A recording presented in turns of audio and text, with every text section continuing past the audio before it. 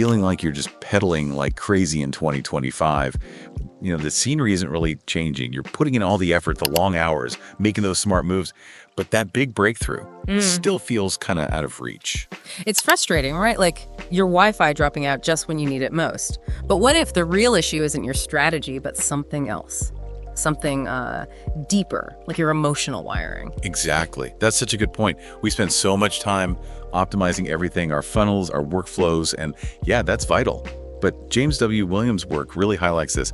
If you ignore your emotional landscape, it's like having this amazing sports car, but the engine keeps sputtering. Oh. Especially now, right? With AI booming and everything being so connected, understanding and managing your emotions, your EQ, that's becoming, well, maybe the ultimate edge. Okay, so for this deep dive, we're not just going to give you a dusty summary of Williams's book.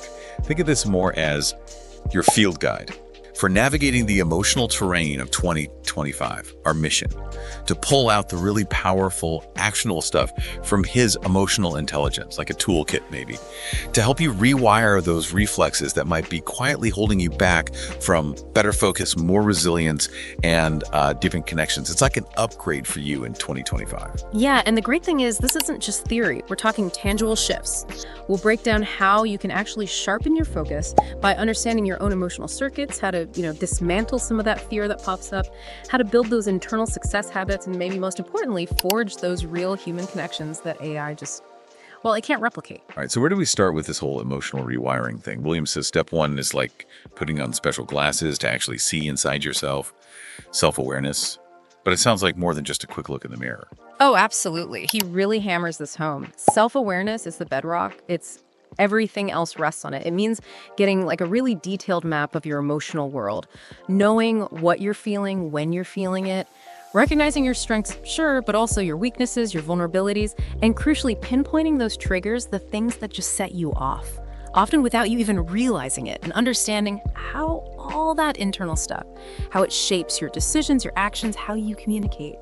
And I guess in 2025, those blind spots, they can actually cost you, right? I mean, think about AI marketing getting super personalized, maybe poking at insecurities you didn't know you had, or just the sheer amount of information hitting us, triggering anxieties. And for creators, isn't burnout often tied to unexamined fears or that negative self-talk? Precisely. In this world where everything's trying to grab your attention, and AI is getting scarily good at, understanding and even influencing emotions. Yeah. Your own self-awareness, that's your shield. And your superpower. AI can analyze data, but it can't do that deep dive into your personal emotional landscape. That's uniquely human. So let's make it practical. What can you actually do, maybe starting tonight, to build that self-awareness muscle? Okay, we're calling it your daily emotional debrief. Sounds official, but it's quick, 5, maybe 10 minutes max into the day.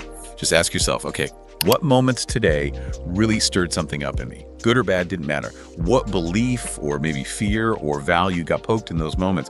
And then this is key. How did that feeling actually affect what I did next? Yeah. Or what I said? Yeah, and the aim isn't judgment here, it's just observation. Like a scientist gathering data on yourself. You're just noticing the patterns. And to really cement this, Williams suggests actively rewriting that internal narrative. Try this affirmation on for size. As a focused entrepreneur in 2025, I am the conscious master of my inner state, making clear-headed decisions and unshaken by emotional storms. I like that. Taking control of your internal weather, basically. We actually thought of a good example. Imagine Sarah, right? A really talented designer in 2025, but she keeps getting clients who just don't want to pay much.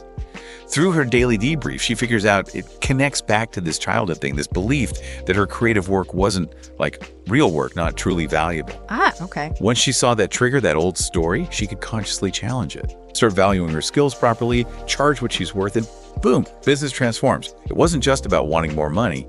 It was digging out that emotional root cause. Exactly. Identifying the trigger is huge. So once you start getting clearer on those triggers, the next crucial skill, Williams points out, is self-regulation. This is about managing those emotions, those impulses, choosing how you respond instead of just, reacting. And he talks about the power of the pause, something like a 10-second rule. Okay, the 10-second rule, that sounds simple, but probably powerful, especially now, right? 2025, where one emotional flare-up online can just blow up instantly. Tell us more. The urgency is real. Think about it. A knee-jerk tweet An angry email fired off without thinking, a defensive comment. These things can damage your reputation, your brand, your business, like immediately. Emotional control isn't just some self-help nice to have anymore. It's basically brand protection in this always-on world. AI can schedule your posts, sure, but it can't stop you from typing something impulsive when you're triggered. Right. So how do we actually use this pause when we feel that heat rising, that urge to react? Okay, we boiled it down to a 3-step thing. Call it the 2025 Composure Checklist. Ready? First, HL. Literally just stop, freeze, take a couple of deep breaths, like really conscious breath. Second, inquire. Ask yourself, okay, what is this feeling? What emotion is pushing me to react right now? And is reacting this way actually smart? Does it align with my bigger goals for 2025? Or is it just venting?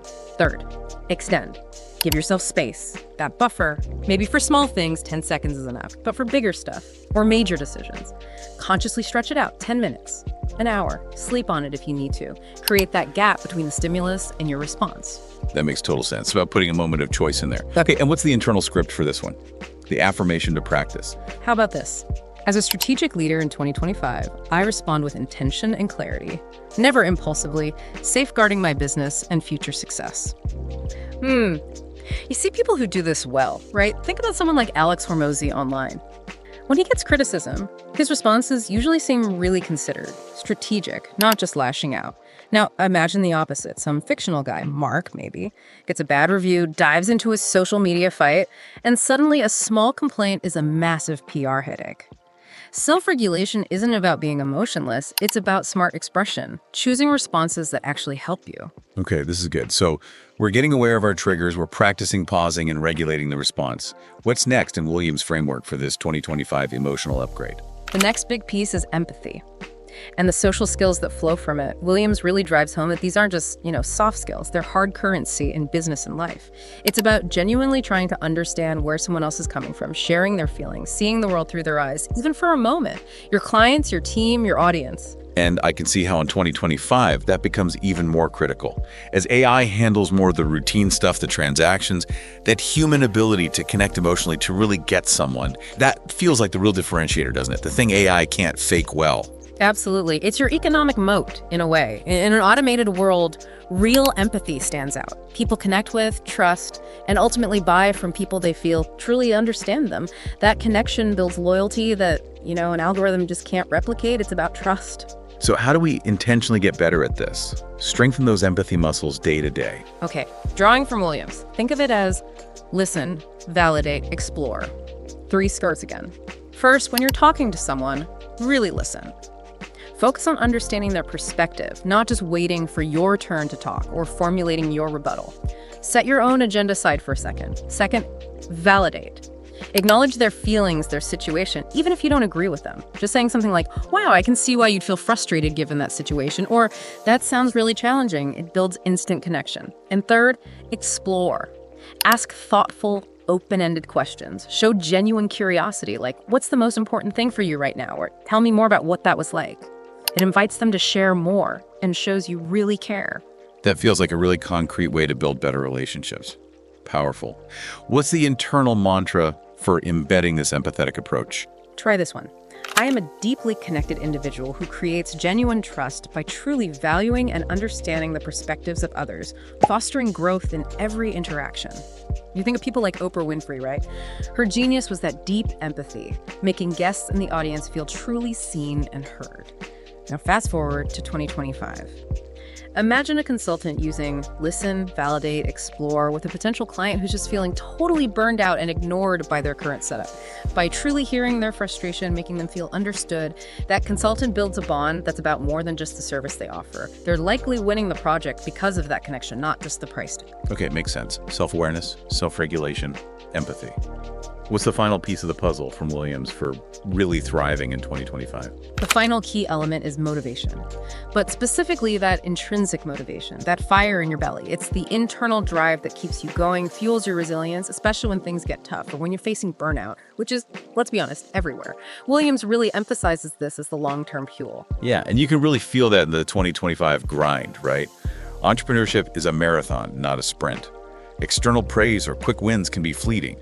That deep inner why, that feels essential to keep you going. Exactly. If you're only driven by, say, the money or getting likes or hitting some external benchmark, you're much more likely to get discouraged when those things don't happen fast enough or when you hit a major roadblock.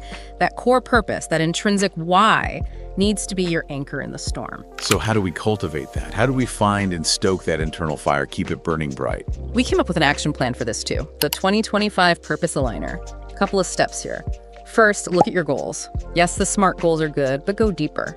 For each big goal, ask, what core personal value does hitting this really serve? Is it freedom? Creativity, making an impact, learning something new.